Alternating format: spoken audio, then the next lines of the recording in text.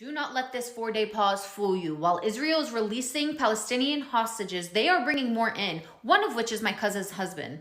He was sentenced to 6 months. Why? Because he liked a pro-Palestine post, and yet Israel claims to be the only democracy in the Middle East.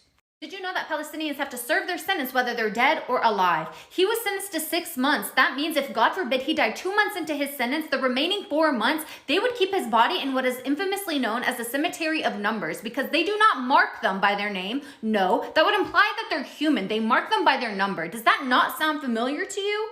Palestinian mothers are visiting empty graves because Israel will not release their child's body back to them. There are bodies in these graves that date back from the 1967 war. That is 56 years ago. That means their prison sentence is still not done. And by the time they can release their body to their families, who even knows who the fuck is left? As if the hell on earth Israel has unleashed on the Palestinian people is not enough, we cannot even be buried in dignity, in peace. We have rituals to burying our dead, and they are not respected. Now you may wonder why, and I'm gonna go ahead and let you know, because Israel has admitted to doing this. They harvest their organs. Israel has the world's largest skin bank. And where do you think they get that from?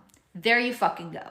Now, isn't this against international law? Yes, but when has Israel ever cared about breaking international law, and when have they ever been held accountable for breaking it? Moral of the story is this is beyond a ceasefire. While ceasefire is important, that is not the cure to Palestinian liberation. That is what we need to be calling in on. Because if a ceasefire were to happen tomorrow, the Palestinian people would still be going through all of this. So call on Palestinian liberation, use your freedom of speech, and use it for something more than just talking about celebrity gossip. That's not what it's there for. It's not the freedom of speech to talk shit and gossip. It's the freedom of speech to stand for what is right and what it matters.